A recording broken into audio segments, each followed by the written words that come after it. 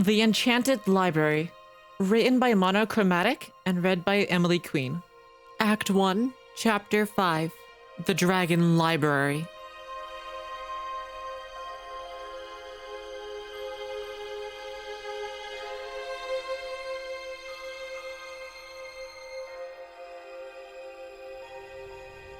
Shining armor, is it true? Are you ordering the soldiers back to the castle? You can't! Cadence and I have no choice. You saw how the court reacted to the news. We can't risk throwing the rest of the kingdom into a panic. We have to think of... No, what about Princess Celestia and Luna? What about Twilight? They're out there. You need to send more soldiers to the Ponyville 4. She's not there. You told us yourself that she was gone. I was wrong. We need to look again. She has to. We've looked everywhere. Everypony thinks that he killed them. They're not dead. She's not dead. Cadence, you... I need to think of the kingdom. It's useless. You know that curse he put on us prevents us from doing anything to find them. And we already said our fall is due in a few months, and... You're full? You're full? You're abandoning them for... You traitors! I'll just find them myself. I don't need neither you nor your full. There was nothing that sparked Rarity's creativity quite like incarceration. Maybe it was due to the fact that she had nothing to do. Maybe it was because her inspiration shone brightest when plunged in darkness. Or maybe it was simply that she needed any kind of distraction. It at least also kept her mind busy from the putrid smell of... whatever that black thing in the corner was. To her great fortune, the tip of the spoon she'd used for her disgusting dinner worked as a stylus, leaving visible white scratch marks on the gray walls. The guard standing by the door would glance at Rarity every so often, grunting in annoyance, but obviously not caring enough to stop the unicorn from drawing. True, the jail-inspired dress design didn't go well with the rude and explicit messages previous inhabitants of the cell had left, but the place could use some of her artistic decor. She ought to arrange another meeting with Princess Denza, if only to get her to redesign the dungeons. Honestly, they weren't living in the Middle Ages anymore. The lieutenant is coming, look! A voice yelled from outside the room, prompting Rarity's guard to quickly straighten herself up. The lieutenant? Thought Rarity, briefly glancing toward the room's entrance before looking away again.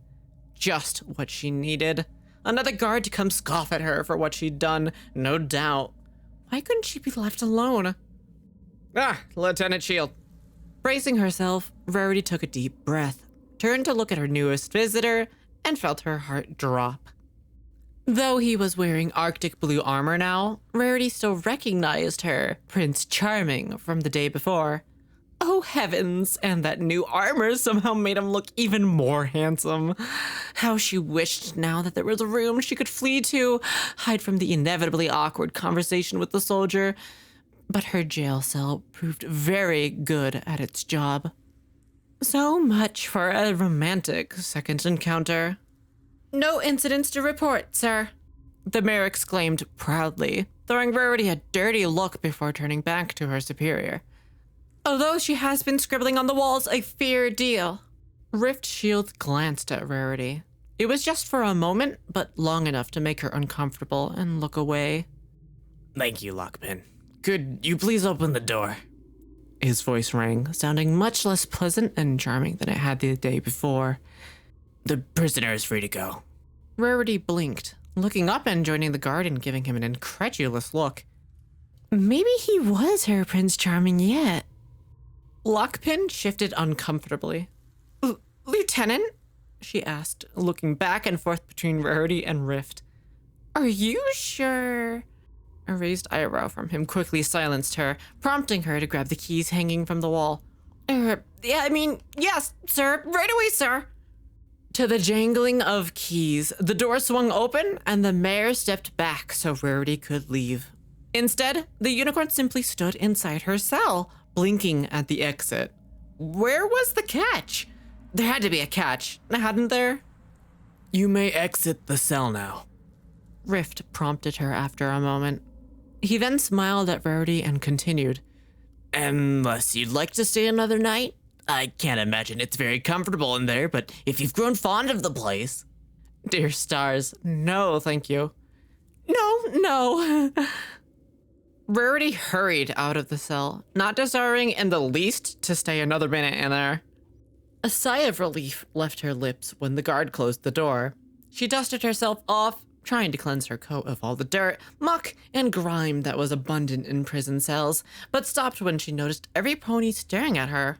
She opened her mouth to say something, but in the end found that she had nothing to say. Rift smiled at the guard. Thank you, Lockpin. He glanced at Rarity and nodded towards the door. We'll be leaving now. After the guard saluted him, he took off, not bothering to give Rarity a second look. She followed him out of the room in silence, not daring to speak up for fear of getting thrown right back in. His stark change in attitude disconcerted her, but she didn't have the luxury of going against her potential savior. They made their way through the castle, passing by several other guards who all saluted Rift but looked at Rarity suspiciously. It was as if they all knew she had assaulted one of their comrades. In fact, with how ponies loved rumors, she was certain they all knew who she was. She tried to admire the castle's interior as they were passing through a hallway filled with diamonds and mirrors, but found herself unable to focus on anything but Rift's shield. She had no idea where he was taking her, but hopefully it was either to the exit or to see Princess Denza. Sometime later, she got her answer in the shape of two large castle doors. She was quite upset to recognize the two stallions nearby, and she couldn't help but slow her trot. Rift noticed and turned to offer her a reassuring smile. No need to be so quiet, He said, looking back in front of him. I'm not going to hold anything you say against you, you know? When they reached the two guards, his smile disappeared just as quickly as it had come. He took on a much more intimidating expression and looked at the two stallions, both of them now forlorn and embarrassed rather than intimidating and condescending. They glanced at Rarity before quickly saluting Rift. The soldier who jailed Rarity nevertheless did a good job of avoiding eye contact with his superior, his tail tucked between his hind legs. Lieutenant. They said half-heartedly, wincing when Rift's frown only deepened. Spades? Rift said, briefly looking at Rarity's jailer before turning to the other stallion.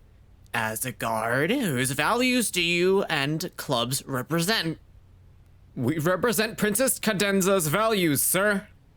Spades replied immediately, drawing himself upright and stomping his hoof against the floor. His words drew a smile out of Rift, but the same could not be said of Clubs, who looked more and more as if he wished he was anywhere else but there.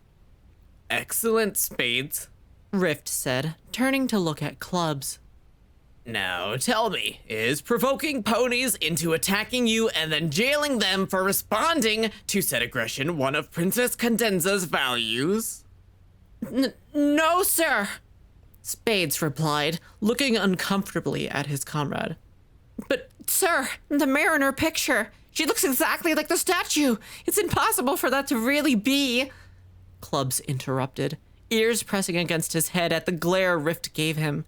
He took a step back, lowering his head slightly. Sorry, sir. He magicked the door open, stepping aside to allow Rarity and Rift passage. Without another word to the guards, Rift trotted outside. The second Rarity joined him and the doors closed behind the two ponies, he turned to look at her and grinned widely.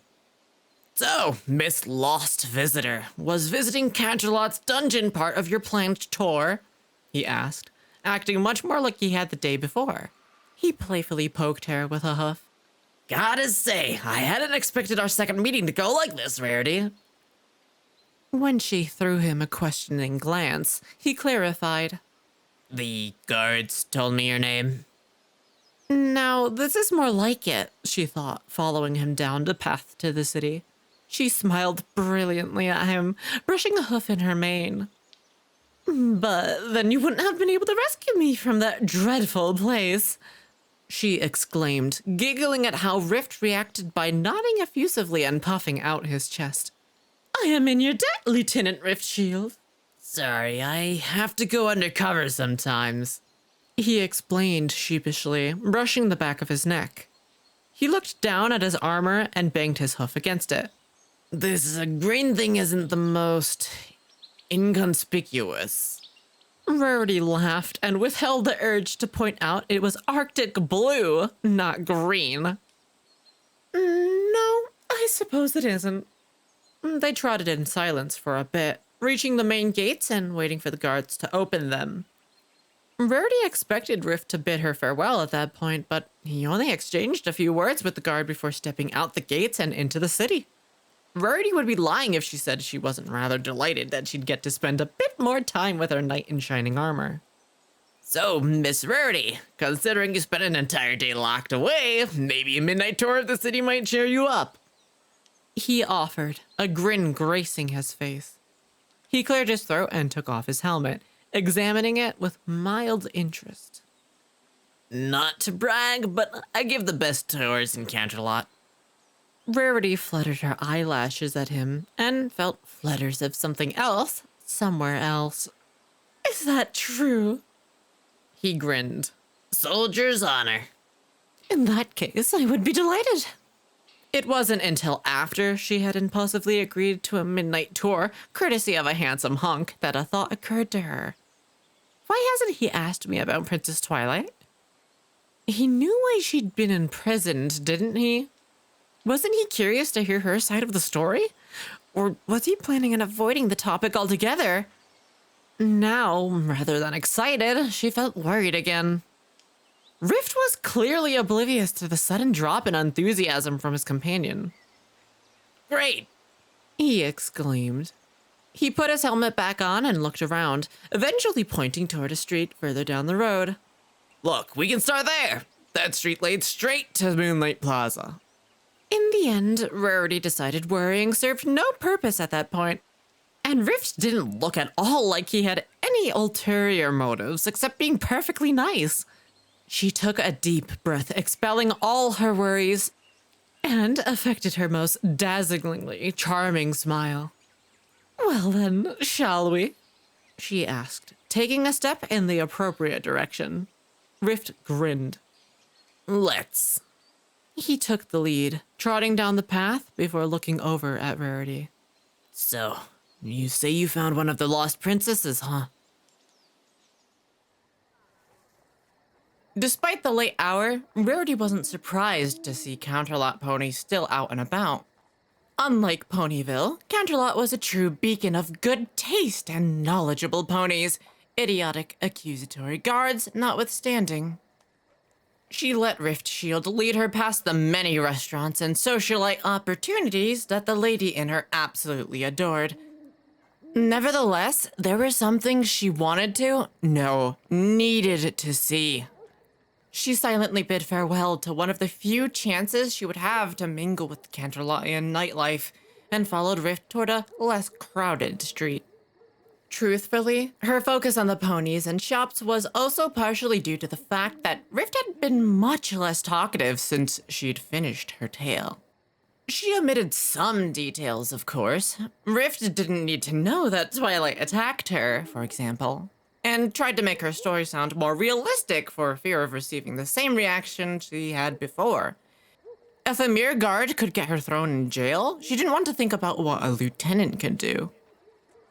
So, He finally said, the Everfree Forest, huh? Rarity winced. You don't believe me either, do you? She asked, letting out a long breath.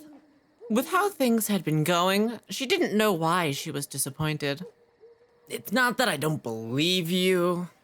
Rift said carefully, offering a tentative yet reassuring smile. He looked forward and rubbed the back of his neck, trying to find the right words to say. It's more that, well... But surely Princess Cadenza believes they're real. She has those brute guards posted to receive information on the princesses. Just because you don't believe... I never said I don't believe they exist. Rift interrupted, leading Rarity inside another small plaza. He trotted over toward a statue and sat down, taking off his helmet. It's more that the Everfree Forest has been searched before. Way before our time, but it was searched by guards back then, and a friend of one of Princess Denza's ancestors who spent a really, really long time looking in that forest. Yeah, we haven't looked there in a really long time, but he and the guards would have found her. Then come with me to the forest, she continued. And you can see her for yourself. If he actually met Princess Twilight, then there was no way in the whole of Equestria he'd refuse to take her to Denza directly. It was a foolproof plan. Come on, I can't go with you to check. Don't look at me like that, he exclaimed. I can't just ditch my duties to go check every claim, you know. We've been getting claims like yours for years. Besides, I need more proof to even consider doing something or going to check. What kind of proof do you need? I brought you photographs of her in the entire library. Rarity exclaimed helplessly. What, did he want her to bring physical evidence? Maybe ask Princess Twilight to step out of the library and join her on a trip to Canterlot. Rift looked uneasy for a moment. Honestly, I don't think anything but actually seeing one of the princesses would convince anyone in Canterlot except for very few ponies. Or perhaps something more tangible, like, He paused for a moment. Like showing me the princess's crown or something like that. Rarity groaned, burying her face in her hooves. Bring the crown?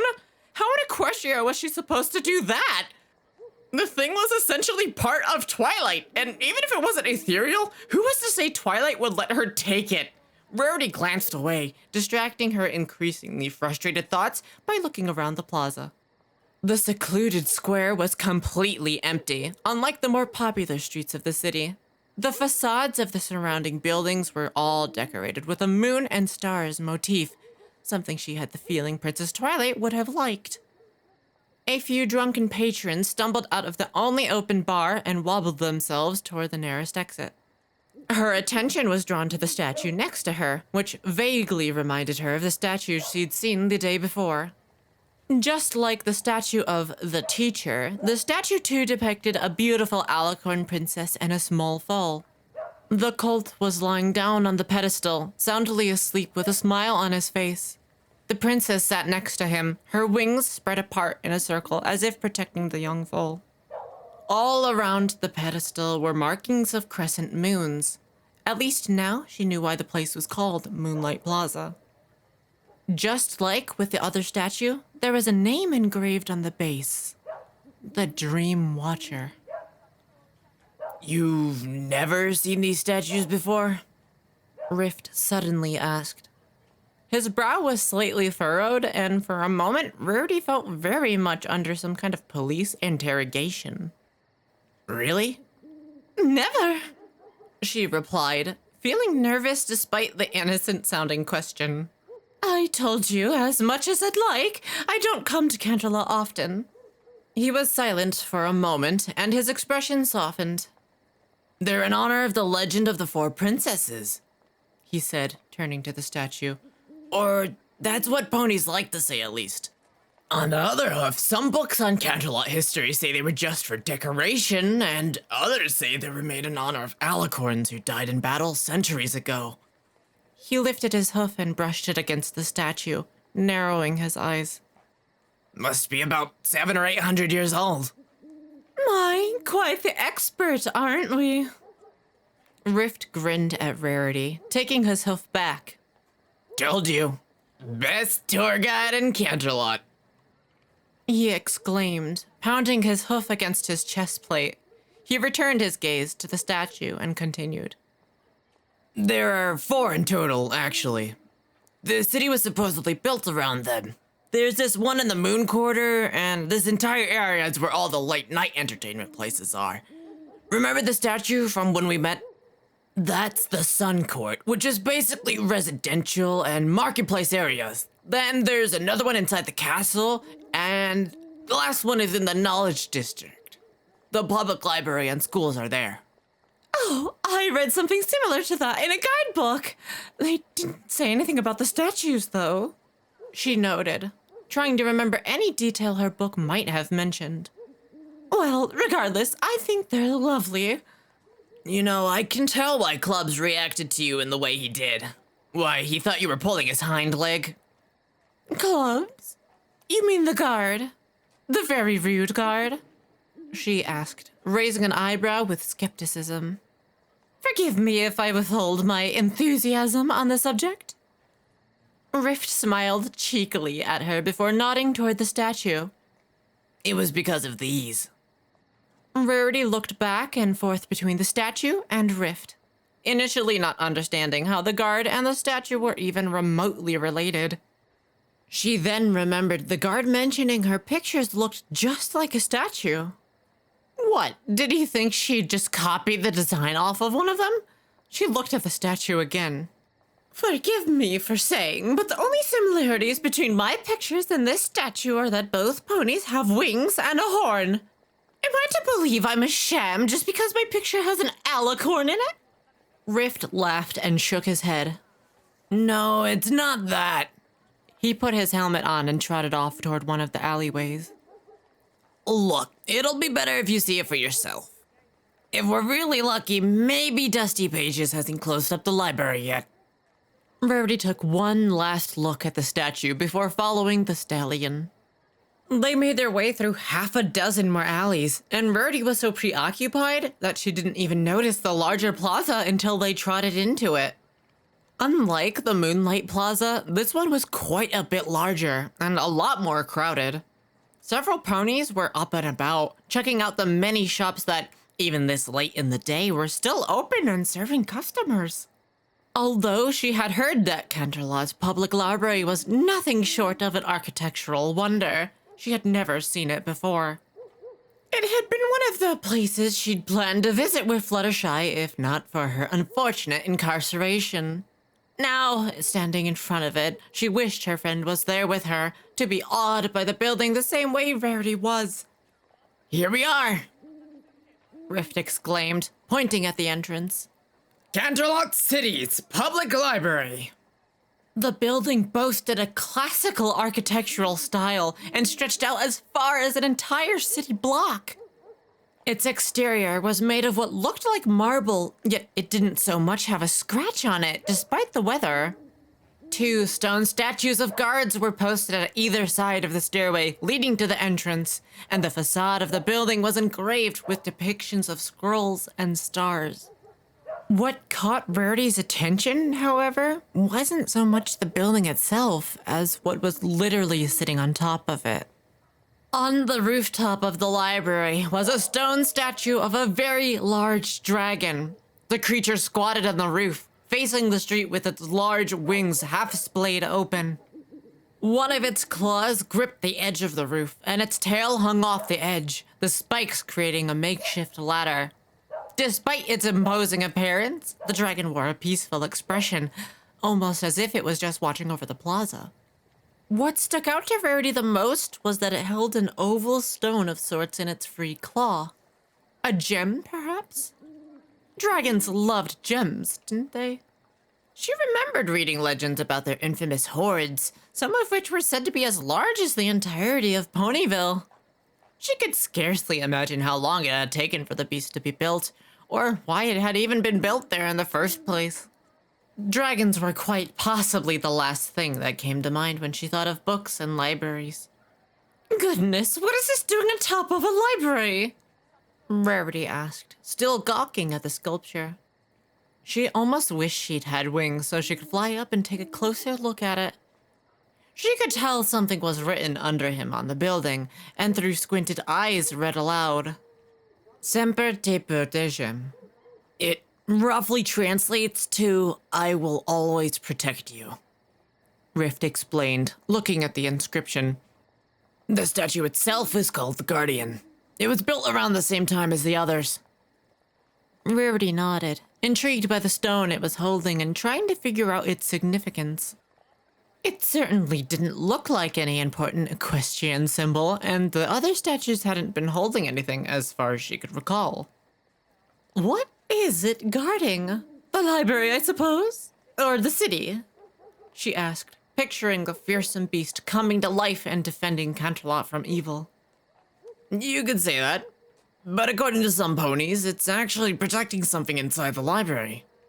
Rift trotted up the stairs, signaling Rarity to follow him, but upon reaching the front doors and trying the handle, he let out a frustrated groan. Damn it, Dusty, He muttered, pressing his face against the smoky window and looking inside. Nope. Looks like she locked up early tonight.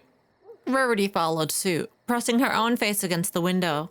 Try as she might, it was far too dark inside the library to see anything except for shadows and what looked like the silhouette of a large object in the entrance. She squinted into the gloom. Another statue, maybe. Well, it seems like whatever book was supposed to explain your colleague's behavior is out of our grasp. She exclaimed, stepping away from the window since she wasn't having much luck looking inside. Not that any book would have excused him. I still don't understand how in Equestria, a gray statue of an Alicorn could disprove my picture, but alas. She waited for him to reply, but he simply kept staring into the library, his brow furrowed once more. Rift? I can't tell if you're being serious or not. He said, lifting his forehead from the door and looking at her. Rarity wanted to indignantly ask what he meant by that, but he continued speaking before she could do so. So, this princess of yours, does she have a name? Twilight? Rarity replied, thinking of the Alicorn as she spoke her name. Twilight Sparkle. What was Twilight doing at that moment, Rarity wondered. What would she do the day after, when Rarity didn't arrive on time, if she even found a train to arrive home at all? She really, really hoped the princess wouldn't mind too much. Twilight Sparkle? Rift slowly repeated, falling silent for almost a minute afterward. He lifted his hoof and pressed it against the door. All right, I'll look into it. He finally said, stepping away from the door and looking at Rarity. I'll help you and your princess. Rarity blinked at him. You will? You'll help her? She asked with disbelief, heart pounding in her chest and almost bursting out when he nodded with a smile. Before she could stop herself, she clapped her hooves with giddy pleasure. Oh, Rift! I don't know how to thank you! I'm sure Princess Denza... Whoa, don't get ahead of yourself. He exclaimed, raising a hoof to halt any further speculation. You'll need way more than just photographs to make a case. We have at least a dozen photographs that look just as realistic as yours. But you just said that you won't accept anything but the princesses themselves on a silver platter with roses. Rarity protested, stamping her hoof against the floor. Rift raised an eyebrow. I'm pretty sure I didn't say it exactly like that, but... He sighed and rubbed his eye. Look, if you're really telling the truth, then you should be able to find something to convince me, right? More information on her, on the other princesses, I don't know. I'm sure Princess Twilight would be glad to give you more info considering you're helping her and the others escape, right? Rarity groaned softly, biting her lip. Rift's suggestion would be quite easy if only it didn't mean admitting to Princess Twilight that she'd been doing exactly what Princess Twilight asked her not to do. Didn't she want help? Didn't she want to find the others? It baffled Rarity that any pony would want to spend the rest of their lives locked away in a library for all eternity. Very well, she said at last. I'll give her evidence. She left the entrance and trotted down the stairs, her body feeling heavier with every step and every troubled thought. Without the help of Princess Denza, finding the other princesses could take months or years, maybe even decades. Was she really ready to potentially spend years of her life searching for lost books and alicorns? She stepped out into the plaza and looked back up at the dragon. Wouldn't it be easier if you just came to life and helped me look? She thought. wishing the beast would do something beyond just staring at her with impassive eyes. The longer she looked at it, however, the more she felt like the creature's eyes and expression were pleading. Wonderful. Now even statues are guilt-tripping me into helping Twilight. So, should we continue with our tour? Rarity looked away from the dragon and found Rift Shield standing next to her. She was tempted to say yes, but she was admittedly tired and disappointed by the outcome of her trip. There was also the fact that poor Fluttershy was waiting for her back at the hotel, and Rarity would be remiss to go out and have fun while her best friend was worrying herself sick over her. I'm sorry, but I'm going to have to ask for a rain check, Rarity said, affecting an apologetic smile. I'm rather tired, and my friend must still be waiting for me. She turned around and looked in the general direction of the tourist area of the city before turning back to him and fluttering her eyelashes.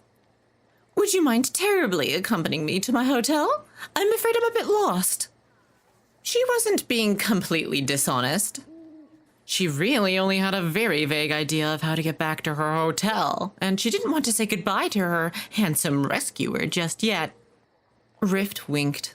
It'll be my pleasure, Miss Lost Visitor. The next morning was an extremely busy one for Rarity. Between Fluttershy wanting to get some last-minute treats for her animal friends and the fact that Rarity had to stand in line to acquire the tickets that would grant them passage back to Ponyville, there was barely enough time in the day. Now, they were standing at the train station, surrounded by ponies rushing with their suitcases while lamenting the fact that she hadn't been able to get a good look at the statue inside the library. Rift Shield's illusions had made her curious. What was worse was that the trains were so chock full of ponies that she had only been able to get tickets for the afternoon train, which made the hour of their arrival far too late to even think about venturing into the Everfree Forest. Hopefully the princess wasn't still waiting for her. Maybe she's frightened of the spirit? After Rarity had promised to see Rift again soon and then reunited with Fluttershy, the two mares spent the majority of the next day finishing their duties in Canterlot and discussing all the possible reasons why Princess Twilight would be against finding the others and being free to herself. Rarity looked at Fluttershy from behind her sunglasses, raising an eyebrow. The spirit? The spirit is chaos, you mean? Fluttershy nodded. Well, he is still out there, isn't he? What if she's afraid he'll do something nasty to her if she comes out? Or to the village? She suggested, adjusting her saddlebag and glancing at the ponies passing by. How unaware they all were of the truth buried in the history of their kingdom. What if he's trapped other ponies already? A possibility, I suppose. Rarity admitted, turning back to the train they'd be departing on in a short few hours. If the spirit truly had escaped, then she doubted he'd just quit his villainous ways. It felt somewhat anticlimactic for some pony to do, especially after they went through the trouble of physically incarcerating 3 Alicorns. What if... Fluttershy went silent for a moment. What if he goes after you? After us? Because you're trying to help Princess Twilight? Rarity didn't reply immediately. The thought had never crossed her mind, in fact. If the spirit truly was alive, what was stopping him from trying to stop Rarity from freeing the princess? Furthermore, who was to say the reason no one had helped the princesses before was because he was still out there, deterring all those who tried? Darling, right now I believe I have other things I should be preoccupied with, Rarity said, hoping to change the topic of conversation. She found thinking of her potential demise at the hooves of a miffed spirit of chaos was not a pleasant discussion. Like, for example, what will I tell Princess Twilight? I can't tell her I was jailed. That would imply telling her the reason why and admitting I went against her orders. She glanced at a clock hanging from a nearby pole and looked back at the train. And I sincerely doubt that she'll accept I was jailed because you look like a statue as a valid excuse. Maybe the guard actually believed that Canterlot's interpretations of the princesses were the real deal, and he was angered that Princess Twilight looked nothing like the Canterlot version. Maybe she could use that as an excuse to give the princess some sort of a makeover. Heavens knew how many stunning mane styles one could do with a sparkling mane like Princess Twilight's. Rarity bit down a smile at the thought. Oh, Jew. The two friends turned toward the voice. To Rarity's immense pleasure, she recognized the mayor trotting toward them as the owner of the marketplace bookstand from the other day. The elder mare seemed to be slightly out of breath, a large saddlebag thumping against her body. Rarity took off her sunglasses and waved at the elderly mare. Ah, Miss Scrollkeeper, how lovely to see you, she exclaimed when Scrollkeeper caught up to her and Fluttershy. She had assumed she'd never see her again, and the renewed hope of getting back one of the princess's books cheered her up tremendously. Fluttershy told me you were leaving today, so I thought we'd already missed you. Scrollkeeper shook her head. Our trainer's leaving soon, in fact, but I saw you here and I had to come over. Your friend told me you had a bit of trouble yesterday? She asked curiously. Rarity cleared her throat, feeling her cheeks burning. Yes, she said, toying with her sunglasses and laughing nervously. I'm afraid I was caught up in an unexpected situation, but I assure you it's all cleared up now. Nothing to worry about. Scrollkeeper seemed pleased by the news, smiling warmly at the unicorn. I'm glad to hear that, dear. Your friend seemed quite worried, she said, making Fluttershy blush slightly. She turned to her saddlebag and opened it up, rummaging for something inside. And I bring good news of my own regarding the books you wanted. You do? Rarity asked, her voice taking on higher pitch due to sheer excitement. Did she? Could it? Maybe? Her questions were answered seconds later when the Pegasus retrieved a blue leather-bound book from her saddlebag. For a split second, Rarity's heart filled with joy, but the feeling immediately died when she took a closer look at the book. The rather lengthy tome looked to be in absolute perfect condition. Its design was certainly outdated, yes, but there was simply no way a book over 1,000 years old could have been preserved so perfectly after getting passed around and used for centuries. Here we are, Scrollkeeper exclaimed, completely oblivious to Rarity's less than enthused expression. Magical A to better by Camellia the Closet Mage. It took a bit of searching and luck, but I added amongst the books we brought for the trip. I'm afraid it's a used book, however. I hope you don't mind. She hoofed over the book to Rarity, who accepted it out of courtesy despite not wanting it anymore. She rubbed her hoof against the leather, and as she'd suspected, it was in near perfect condition. Probably a new trend to make new books look old-fashioned or some such thing. Might as well look inside, she thought dejectedly. Opening up the book and stopping at the first page, her eyes widening. Just as Scrollkeeper had said, the book indeed had a previous owner, and said owner had elegantly labeled the top of the page in lavender ink. Property of Twilight Sparkle. Rarity brushed her hoof against the name to check if she was seeing things, but no matter how many times she rubbed her hoof against the page, the name never disappeared. It's real. I stopped by the Canterlot Public Library yesterday to check something, and I found out that it is indeed, as I suspected, a first edition of a 1,000-year-old book. Scrollkeeper declared, pausing briefly to give the two younger mares a cryptic smile. But how is that possible? Fluttershy asked, gingerly taking the book from Rarity and giving it a look over. It seems new. Scrollkeeper's cryptic smile only grew at Fluttershy's remark. But that's because it seems to be a very special book, she began, straightening herself as if wanting to, or rather about to, give a lecture. In olden times, books were just as valuable as gold and silver, even more so to some. Those ponies treasured knowledge above all else, and owning a book was considered a source of great privilege. As such, some very powerful librarians and bookkeepers would do everything they could to ensure the protection of their books. She reached inside her saddlebag again, retrieved a bottle of water, and unscrewed the cap. Look! Before either friend could stop the elder mare, Scrollkeeper poured water on top of Princess Twilight's book. The water flowed down the bottle, but just as it was about to hit the book, a very thin layer of very light gold-colored magic appeared and repelled the liquid. As far as Rarity could recall, Princess Twilight's magic was dark pink, not golden. Who had cast that spell? See? Scrollkeeper said, closing the empty bottle and putting it back in her bag. A protection spell, and a very strong one at that, if it's managed to last for so long. While Rarity and Fluttershy continued gawking at the book, the elder mare took out a small bit bag. And now, if you're still interested in buying the book... Rarity blinked. Huh? Oh, yes. Yes, I am. Very interested indeed.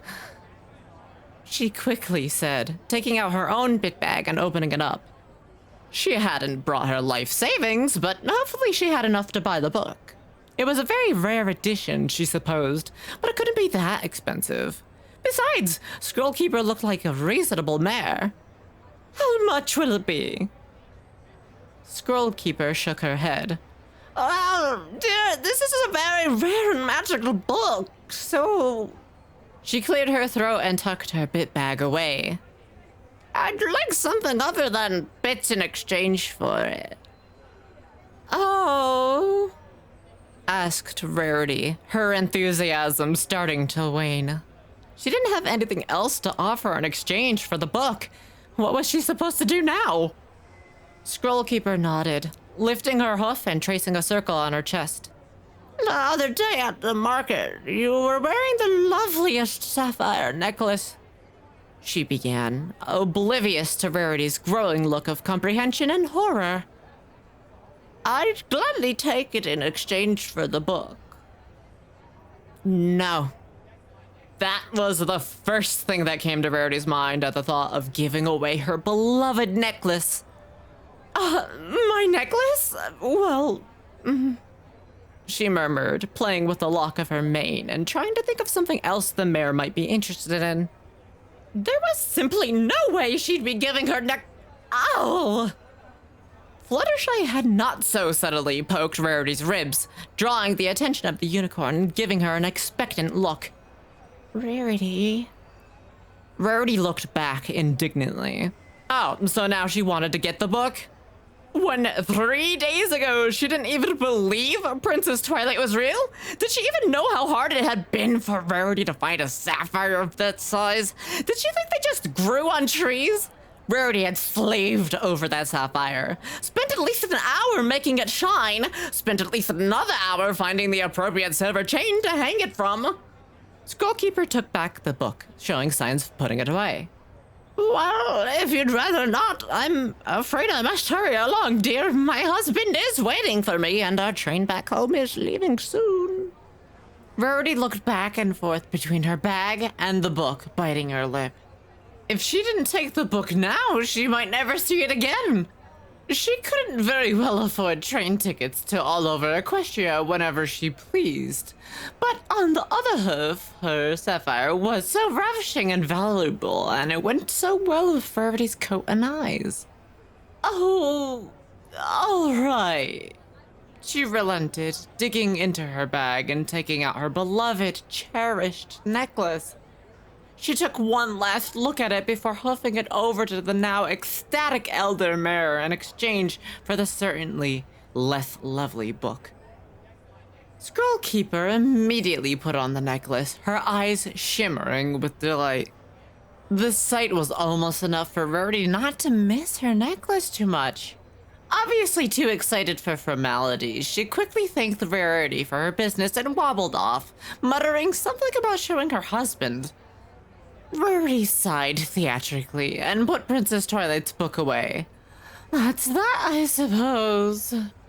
She murmured, trying to find comfort in the fact that the book should at least cheer Twilight tremendously.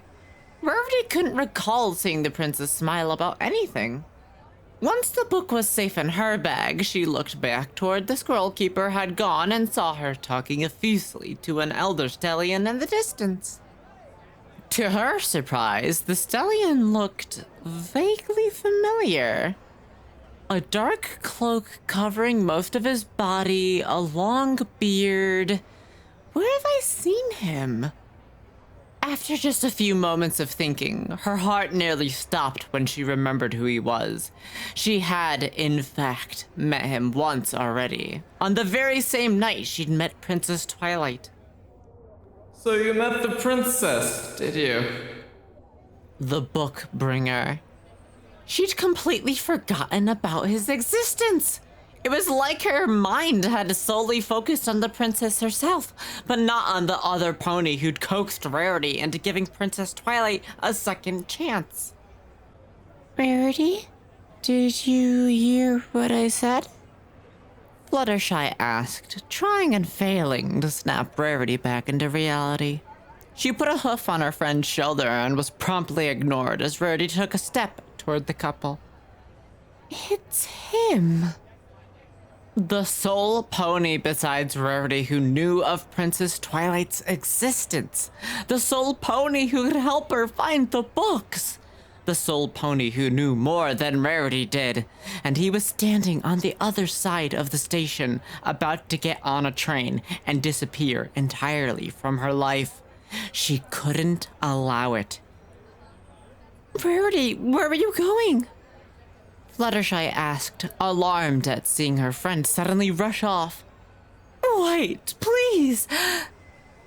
Rarity called, maneuvering around the trotting ponies and suitcases littered on the ground as she practically galloped toward the other side of the station. The elder couple had already started to board, and she was dismayed to see they hadn't heard her. "Scroll Keeper!" she called, louder now, and was ignored again. By the time she reached the train doors, the couple was lost in the train, and the conductor inside was burly enough for Rarity to know pushing past him was not an option. She cantered alongside the length of the train, hoping to catch a glimpse of the bookkeeper and his wife next to one of the windows, but no such luck. She eventually heard the conductor's last call, and the door of the train closed. What was she supposed to do now? Scroll Keeper said they were headed home, but Rarity stepped away, looking at the dashboard hanging next to the train. There were only 2 scheduled stops, Niagara Falls and Hollow Shades, and she knew neither place. With a heavy heart, she watched the train leave the station, taking with it the only pony who could possibly help her find the princesses. She turned around and found Fluttershy staring at her in the distance, still apparently trying to figure out why her friend had run off like that. After quickly waving at Fluttershy to reassure her, Rarity took out Princess Twilight's book and opened it to the first page. One last time, she brushed her hoof against the princess's hoof writing. 1 down, 29 to go.